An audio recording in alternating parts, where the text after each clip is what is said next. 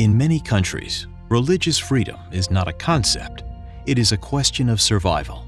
For simply belonging to the wrong religion, countless numbers of people have been killed, many others have disappeared, and still more have been imprisoned indefinitely. Researching over a 2-year period, from 2016 to 2018, Aid to the Church in Need's Global Religious Freedom in the World report seeks to highlight areas of the world where religious persecution limits the rights of individuals to practice their faith and indicates the improvement or decline of religious freedom in each country.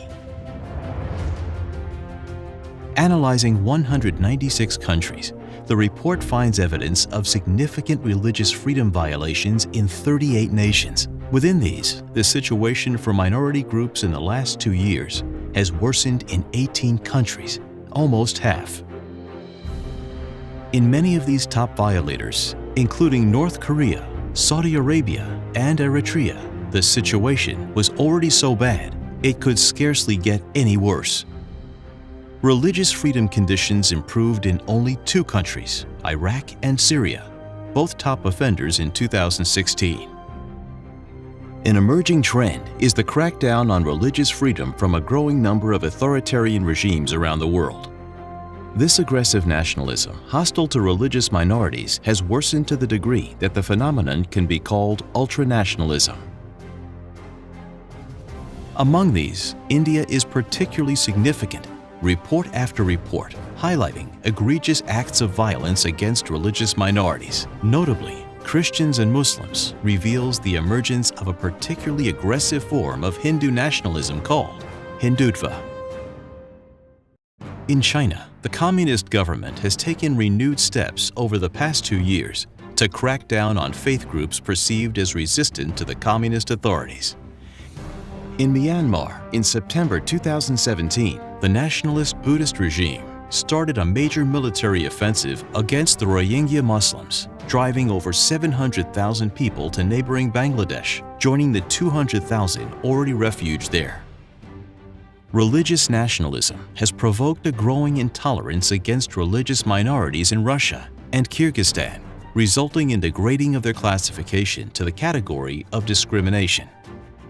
In Turkey too, in response to the failed July 2016 coup, minority faith groups have increasingly come under renewed pressure.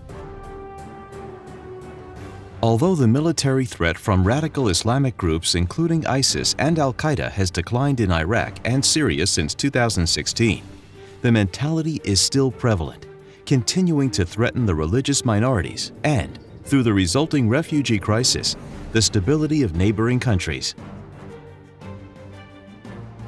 The threat from fundamentalist Islam has since spread to other countries. For example, in Africa, where a new front of Islamic fundamentalism, supported in part by Arab states, is erupting with devastating consequences for religious minorities, notably Christians.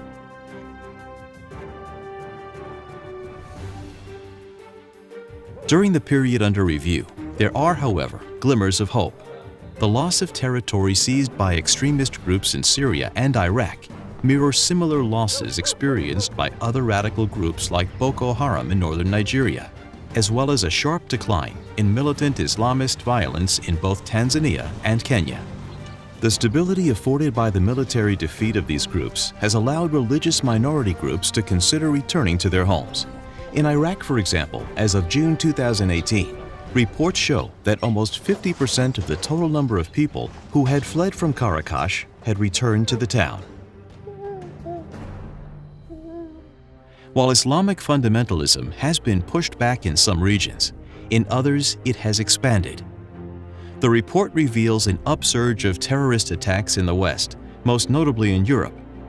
As these attacks demonstrate, the threat posed by extremism has now become universal, imminent, and ever-present. As such, this threat named in the report as neighborhood fundamentalism risks to create a culture of suspicion and distrust, potentially fracturing once harmonious societies. Despite evidence to the growing threat of religious fundamentalism around the world, to date, little has been done to convert words of concern into an agenda to defend and uphold religious liberty. The facts in the report show that there is a barrier of indifference, behind which the suffering of religious minority goes largely unnoticed.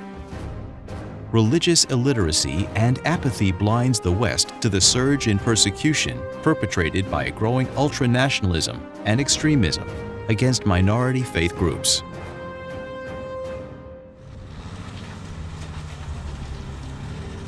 As Cardinal Dieudonné Zapalenga, Archbishop of Bangui, stated, "Either we succeed in restoring peace, or we will disappear.